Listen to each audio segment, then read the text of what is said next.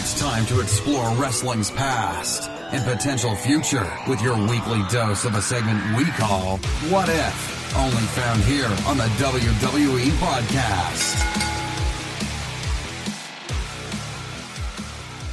And it is time for the What If segment for this week. Welcome, everybody. And Anthony DeMarco joins me right now to talk about something that is probably one of the most thought about or often discussed topics, but we've never discussed it here in depth on the show, of what if Vince McMahon stepped down as the CEO of WWE, whether it's stepping down voluntarily or death of Vince McMahon. I mean, one of the two, and we're gonna dive into what exactly would happen to WWE if this were to happen. So welcome, Anthony. How you doing, man? I'm doing well, man. And this is a topic that I feel like a lot of people tend to speculate on, but it never goes much farther beyond, well, it would be Stephanie and Triple H. And I guess that's a good place to start. So I guess the simple and easy question to start off with is, do you think it would be handed over to those two? I think yes. I do believe if it were today, as of July 15th, 2021, that Vince McMahon, God forbid, passed away or just said, you know what, guys, I'm out, and just left the company, then, yeah, logically you would think Triple H and Stephanie would be those next two in line to take the heir to the throne, so to speak, and take over the company. I mean, I don't think Shane McMahon is involved from a business perspective or in any kind of management capacity. I don't believe. So, yeah, I mean, I know it's an uninteresting answer, but I do believe it would be Triple H and Stephanie. Do you agree? Do you see someone else that could possibly take that role? Oh, it would absolutely be those two, because I look at what happened with the UFC, and the original owners, I believe, were Dana White and two brothers. Their names escape me. But they sold it to whoever the owners are now. I believe it's a big corporate operation. And they just retained Dana White as the president of UFC, and he oversees everything in terms of the day-to-day operations. And I feel that's like exactly what would happen with Triple H. You know, for all intents and purposes, Vince McMahon has no say in what goes on in NXT. And I'm not an NXT guy. I don't watch it ever. But I know that they just have an absolutely rabid fan base. And he does have a hand in what goes on in WWE. He's one of the most recognizable characters in the history of the company, arguably the best heel in the company. And in a lot of ways, you can make the case he's probably a top 5 worker in the history of the company. You know, he was just a ring general. So I think that instilling him as the guy who oversees everything day to day in terms of talent relations, storylines, booking, all that stuff, it would be Triple H. But I think that it would be kind of like a split duty that would be divided up between him on that side of it. And on the business side, I think it'd be Stephanie McMahon. Like, correct me if I'm wrong, but is she not basically number 2 in the corporate pecking order as of right now, right under her dad? I believe she is. I'm trying to look at the executive flow chart, so to speak, and I do believe she's the chief brand officer. So she's the CBO, kind of a weird acronym, but I believe she is, yes. So I just think it would be a simple bump for her up the ranks, and she would be put at the top of it. But I guess the next question would be is if he passed away or retired, would that result in a sell of the company? We've heard of Disney. I've heard of NBC Universal too. So I guess I would ask you, do you think it would be Triple H as the guy who oversees everything? And do you think it would be him even if it was sold to a Disney or an NBC? I think regardless of what happens, Vince steps down, dies, decides to retire, whatever the outcome, and is just not the CEO of WWE anymore. Say Disney, like you said, in that scenario, purchases the company, or another company comes out of the blue and purchases WWE, which is still possible, by the way. I know that myself included thought that it would happen quicker than it has happened so far, which is to say it hasn't yet. But if another company did and they actually had the capital to do this, I think Triple H would be in charge of the oversight of the day-to-day operations, because he knows the ins and outs of of the company. He knows the backstage politics. He knows how to manage talent. He was one of the talent. He was one of the greatest, as you said, the greatest heels of all time. I don't think he gets the appreciation he deserves. So he's been at every level, seemingly, of WWE. He's essentially running the little bastard child of WWE and NXT that Vince likes to pretend doesn't exist, other than to serve as a farm system for Raw and SmackDown. But I think Triple H, given all of his experience, the longevity that he has retained in the company, and really the range of roles that he has played, I think he would, even in a Disney purchase, Disney would be foolish not to keep him on as sort of the not to take a phrase from AJ Styles or John Cena, but I think he would be the face that runs the place, so to speak. He would be kind of the image of management from a day-to-day perspective, even though Disney itself would be technically the owners of the company. And maybe this is kind of venturing into like a different type of territory, like kind of in business and commerce. But if Disney bought it, do you think that Stephanie McMahon would continue to be a prominent figure on the business and advertising side? I think it would be tenfold.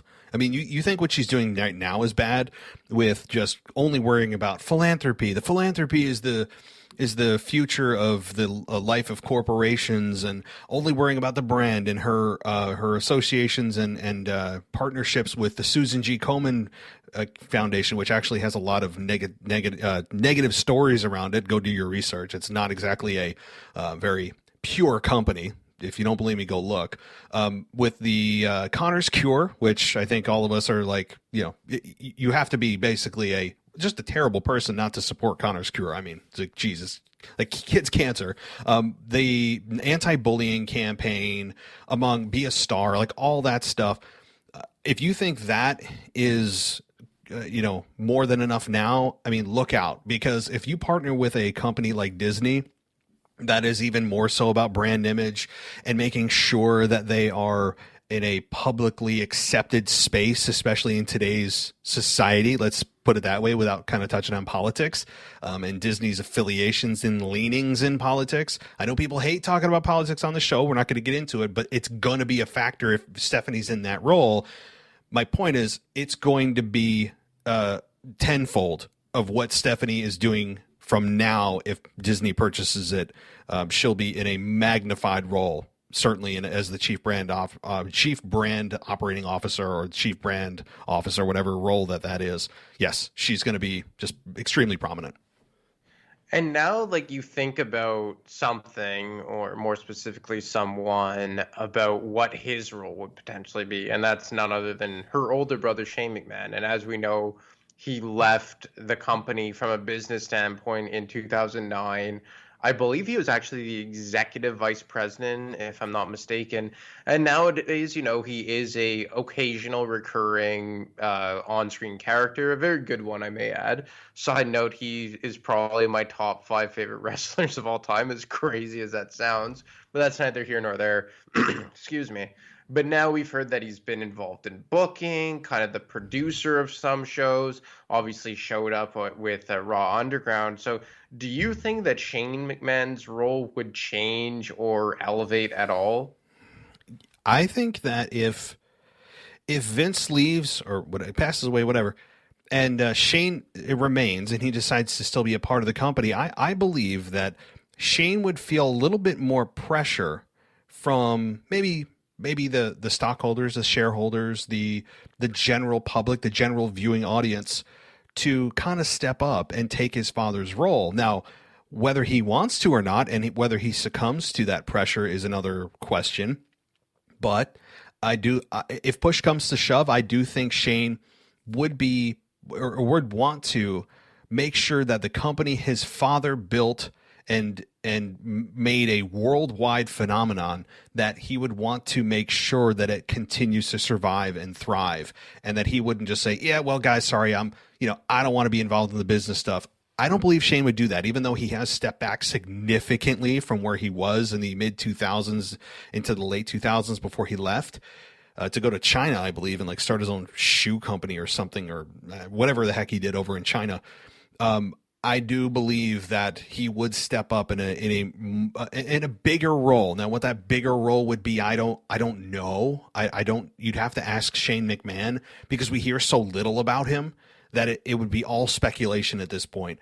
Other than to say, I do believe he would want to make sure that his father's company that he helped build is in good hands and has a solid future. So yes, I think it would be in an enhanced role. Not to get off track a little bit, but why do you think he left in the first place? Do you think it was good that he left, that it kind of became more about Triple H and Stephanie, and they are kind of like the heir apparents to Vince's throne? And do you think that it would have been better if it was Shane? Well, I mean, Shane has spoken on this before. And if I recall, I think the reason or reasons that he wanted to venture outside of WWE is that he felt that he had kind of reached a ceiling for the time being in WWE, as well as wanting to stand on his own 2 feet, start his own company, do his own thing rather than living in the shadow of his father. Now, again, that may be part or the majority of the reason. I don't know, but it was one of those reasons. So I think Shane, and I respect the decision. I understand it. And, I don't know what Shane would have been right now had he not decided to leave. Then that could be another topic. And actually, we almost made it that topic for tonight.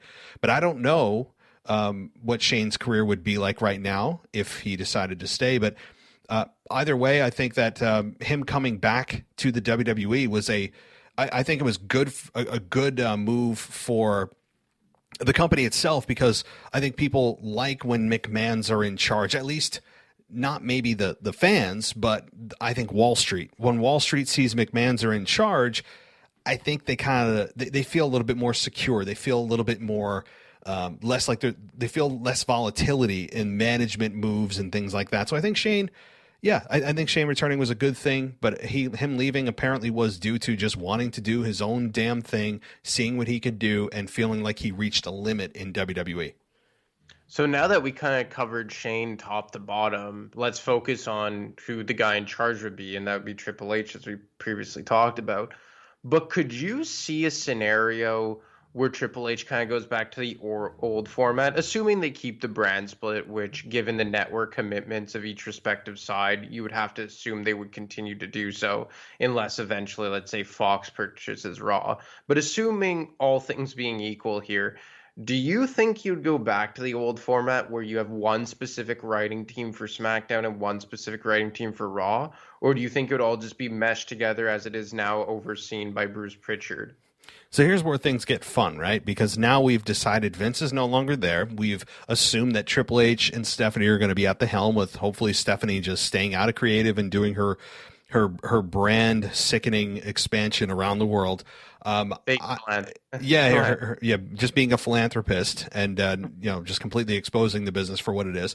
And she actually had it in her Twitter profile, by the way, for the longest time. I don't know if it's still there, that she, quote, plays a villain on TV. I mean, that is exactly what her Twitter profile bio said. So that's all you need to know about where Stephanie is at right now with the product. But I think that this is where things get fun, because now it's like, well, Triple H is an old school guy. We have to get in the mind of Triple H, and you don't have to look much further than what does NXT look like, right?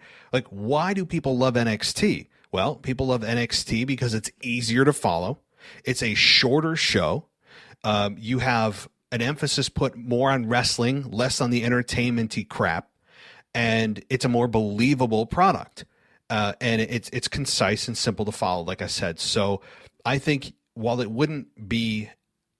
both shows wouldn't be solely an NXT copy, I think you would see elements of bringing back things that simplify the product. Meaning, I think Raw may move back to 2 hours.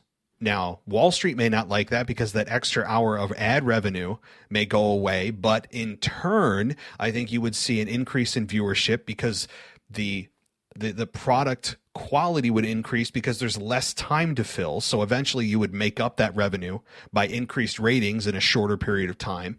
So I think you would see that. I think you would see easier to follow storylines and a bigger emphasis on wrestling. So you would see, I think, changes back to the basics is actually how I would phrase it would be back to the basics, but I wouldn't make, and I don't think Triple H would, a carbon copy of NXT for both brands.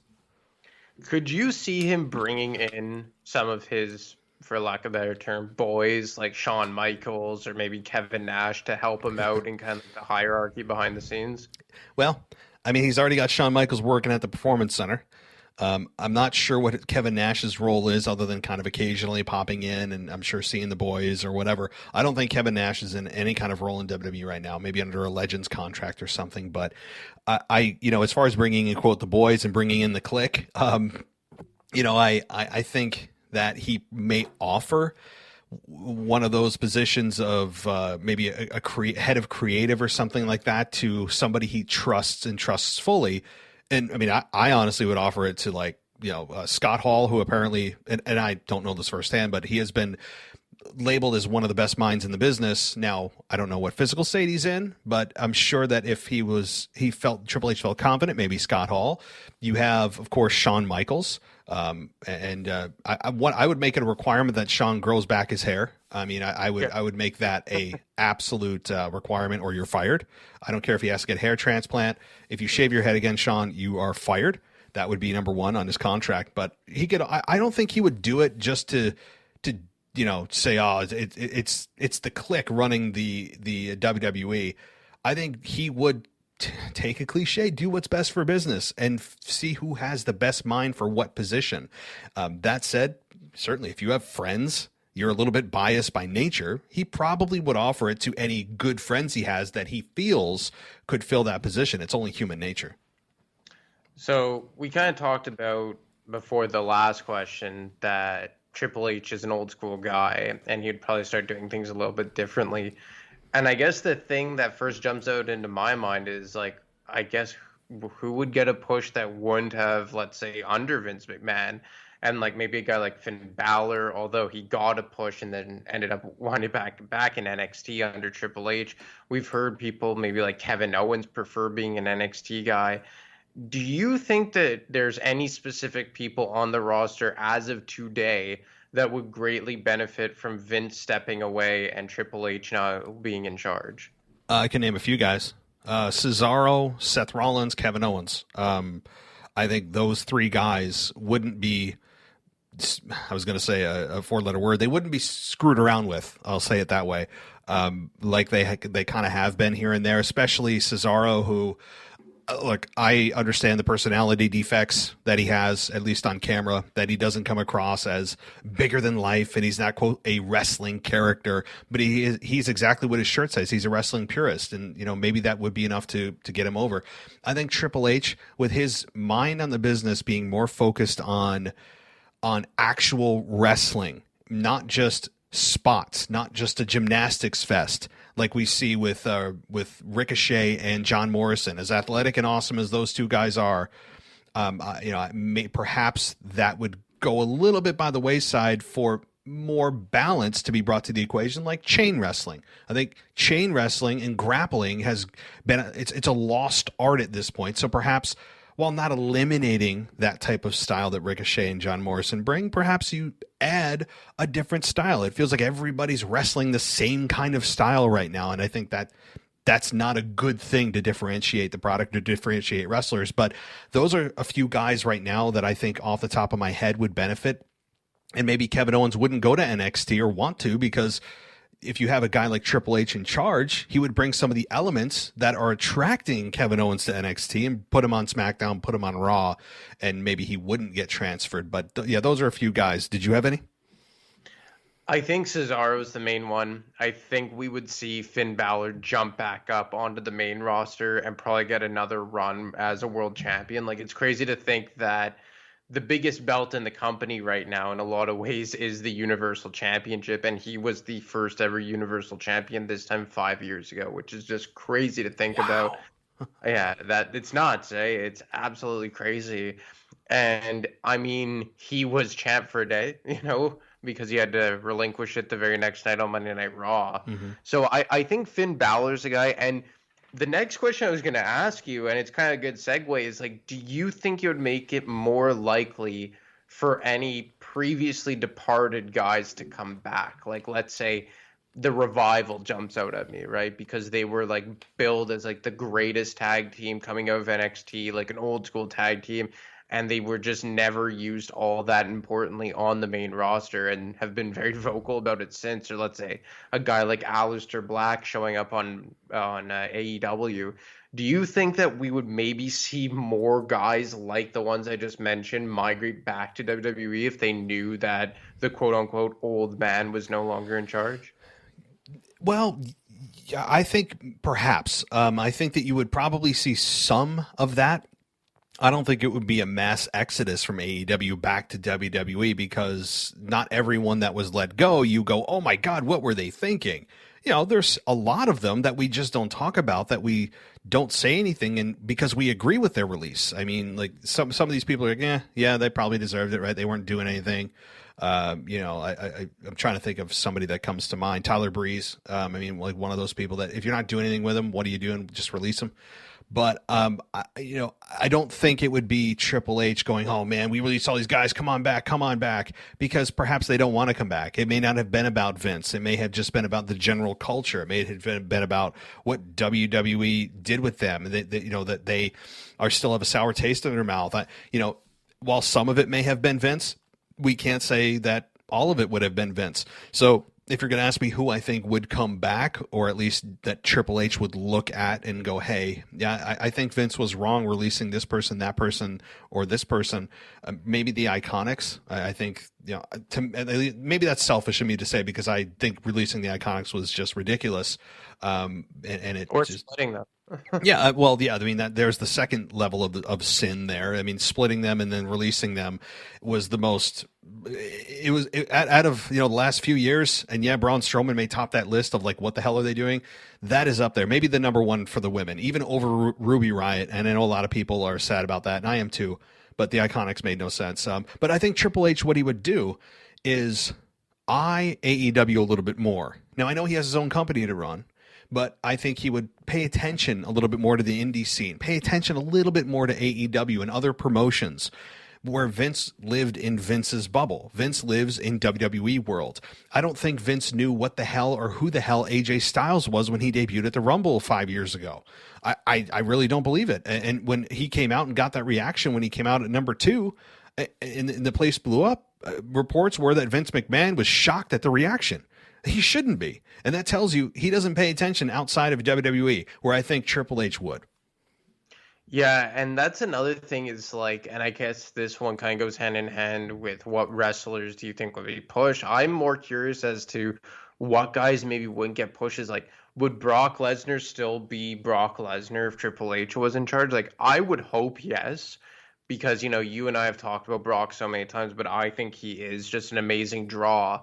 And, I know he is the highest paid wrestler even today, which I think it's like 12 million a year. But like, would Vince or Triple H rather be more apt to be like, okay, you had your time in the limelight, like time for the new blood? Or, would that confirm that we would never see The Undertaker come back, or The Rock wouldn't main event a WrestleMania? Like, it's very well documented that Vince will always go back to the big draws rather of yesteryear, like case in point Goldberg.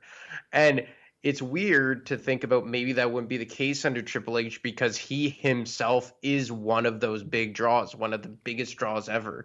He goes hand in hand with the Rocks and the Undertakers and the Goldbergs of the world. And I guess Brock kind of straddles that line as well as kind of current and past type of wrestler.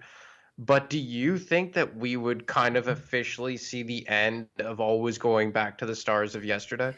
Well, look, you reach a point, and I actually thought for the first time ever that point was this year's WrestleMania, where they're going to have to eventually draw a line and say, nope, we are not relying on the stars of the Attitude Era anymore. We're not relying on the stars even of the Ruthless Aggression Era anymore. And yes, there were a few, right? Like Edge was on WrestleMania, Randy Orton was on WrestleMania. Like, yes, okay, like there were a few exceptions, but I think that line of finally saying no, we're not doing this, it may have happened at this year's WrestleMania. I mean, the star power of yesteryear stars at this year's WrestleMania it didn't exist other than Edge, right? And Randy Orton. I mean, it was it was void of any of those typical stars you would expect to see at WrestleMania, like The Rock or Stone Cold, like those guys. And wasn't Hogan a part of WrestleMania? I think he was. And so I don't count Hogan because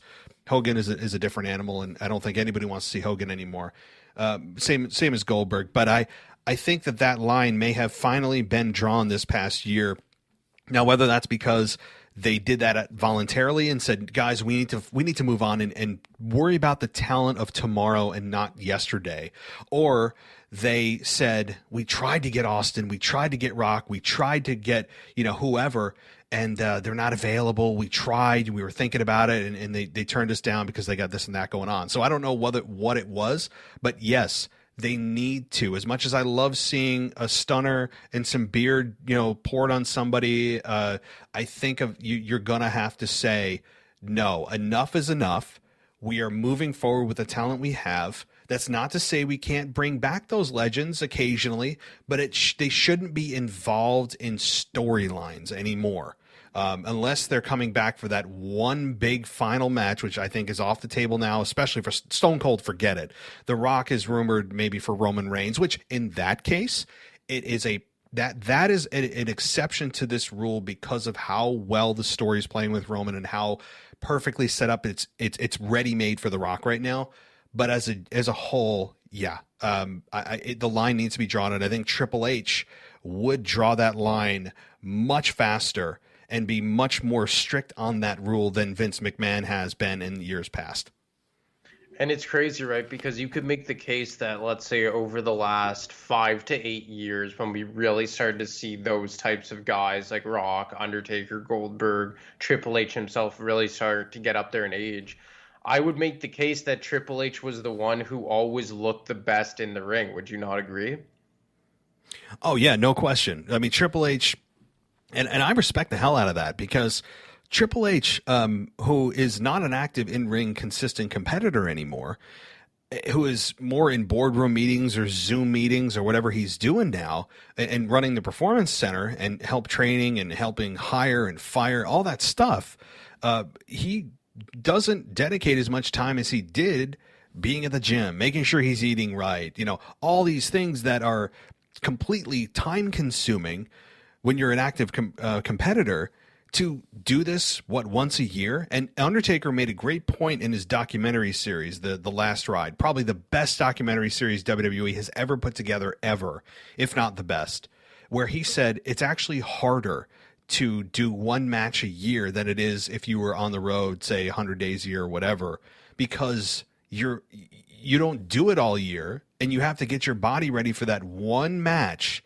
Where if you do it consistently, your body gets used to it. You know how your body moves. You know what you can and can't do.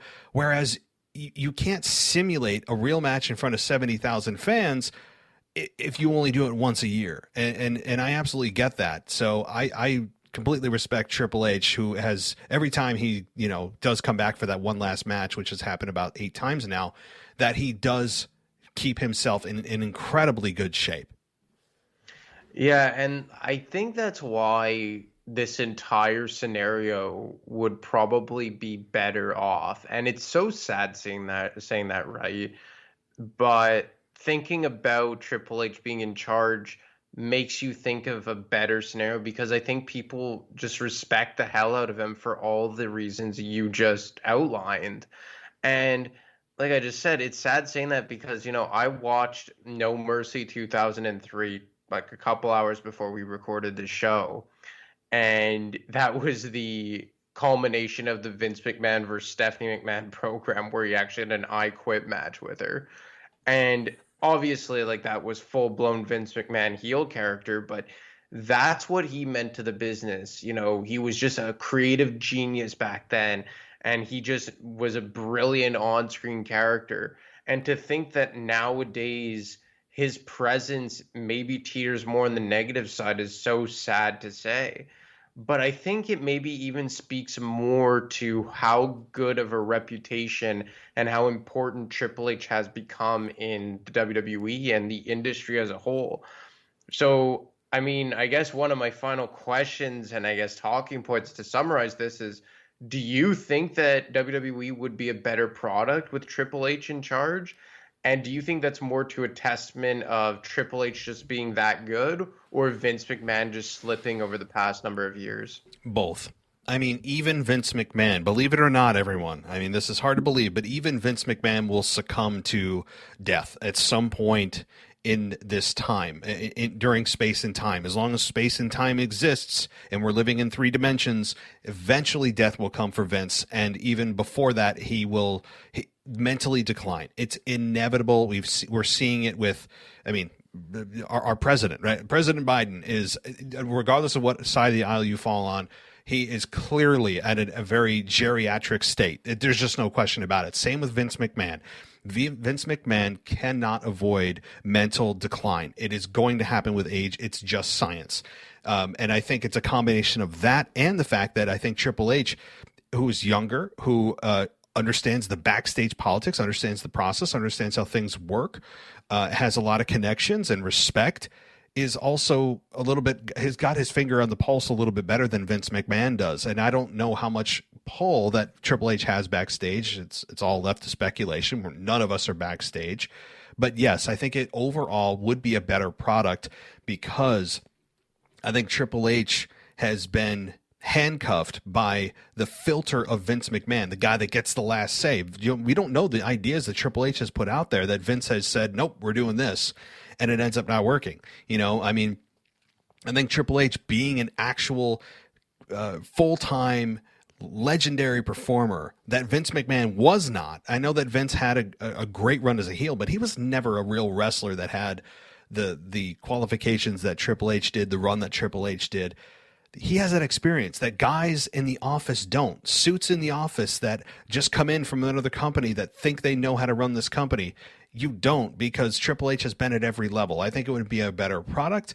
I think it would be easier to follow. I think it would be more on an emphasis on wrestling. Everything that I just mentioned at the beginning of this, so I don't want to repeat myself. But yes, a better product for sure. It's just so weird, man, because Vince is synonymous with WWE and vice versa. And he's just made it into, as you said at the beginning of the show, just this worldwide phenomenon. And just thinking about the company without him is just a truly weird thought. But when you turn on and there are bright spots, there really is, specifically on SmackDown right now. But it's when I watch Raw nowadays in comparison to what it was back in the day, I just don't understand how it's the same guy. And I know that it's a different landscape in WWE, and now they're publicly traded and there's sponsors to answer to and board of directors and so many cooks in the kitchen trying to make this big machine run. But sometimes I just am so surprised about how the evolution to the company has just progressed over the years. And I guess one thing that I would really hope to see different is kind of the hokiness taken out of it and go back to a time where our minds weren't insulted, or our intelligences weren't insulted, rather. And I'll always remember that Monday Night Raw when Vince McMahon, completely out of character, just addressed the audience head on. I believe we spoke about this a few times. That was in 1997 when he did the whole kind of speech to the audience. Yeah, it was an official announcement into the Attitude Era. Yes. And it's just so crazy. And I saw this meme earlier this week where he said, we here at the World Wrestling Federation, quite frankly, feel like that you guys are tired of having your intelligence insulted. Mm-hmm. And then right under it, it's Drew McIntyre talking about how his sword was made from the tooth of the Loch Ness Monster. Yeah. And it's so true. And I've always been a person, or a wrestling fan rather, that when it teeters onto hokiness and things I can't believe in, I get completely tuned out. And Drew McIntyre's character, his character's evolution rather, is a perfect example of how I just slowly but surely turned on someone who I really, really cheered for at the beginning. This time last year, I was pumping his tires, saying he's the best babyface world champion the company has had since the heyday of John Cena. And nowadays they've just transformed him into a cartoon version of Braveheart, walking around with a medieval sword. Like, who does that? So Hmm. with Triple H being old school, do you think that those hokey characters would kind of go the way of the dinosaur? And I guess you could just give your quick opinion on the evolution of the Drew McIntyre babyface character. Yeah, I think. Well, first of all, yes, the Drew McIntyre babyface character is just becoming almost. I don't want to say unwatchable. He's not unwatchable yet because he is a man's man. He's really good in the ring. I don't think he gets credit for how many good matches he's had over the last 18 months. I mean, every match he has is just solid as hell. So there is that. But the promo part of this, where he's supposed to be this historian, but also kind of tie it into some kind of funny story that's not really based in truth, but is, and then he can't tie it back to what he's doing. So what the hell are we talking about now? It feels like he just felt like, hey, I'm getting stale. Let's try something new. And he's done this now for a couple of months, and I'm like, dude, cut your losses and move. Stop this. I respect the attempt. I respect the effort of trying to keep things fresh. Totally get that, and I agree with that premise.